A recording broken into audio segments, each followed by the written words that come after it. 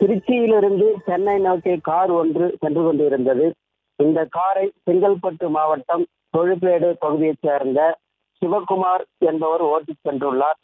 இந்த கார் இன்று அதிகாலை கள்ளக்குறிச்சி மாவட்டம் உளுந்தூர்பேட்டை அருகே எரஞ்சி பெட்ரோல் பங்க் எதிரில் சென்று கொண்டிருந்த போது திடீரென தூக்க கலக்கத்தில் சிவகுமார் காரை இடதுபுறமாக திருப்பியுள்ளார்.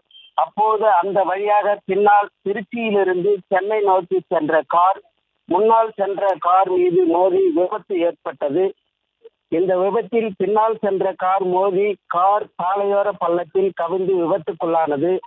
அந்த காரை ஓட்டி சென்ற சென்னை அரும்பாக்கம் பகுதியைச் சேர்ந்த மகாதேவன் மற்றும் காரில் சென்ற அதிமுக மாநில செய்தி தொடர்பாளரும் நமது அம்மா பத்திரிகை ஆசிரியருமான கோயம்புத்தூர் லட்சுமிபுரத்தைச் சேர்ந்த கல்யாண சுந்தரம், திருப்பூர் ராயபாளையத்தைச் சேர்ந்த மணிகண்டன் ஆகியோர் லேசான காயத்துடன் உயிர் தப்பினர். இந்த விபத்து குறித்து தகவல் அறிந்த சம்பவ இடத்திற்கு சென்ற எடைக்கல் காவல் நிலைய போலீசார் விபத்துக்குள்ளானவர்களை மீட்டு உளுந்தூர்பேட்டை அரசு மருத்துவமனைக்கு அனுப்பி வைத்தனர்.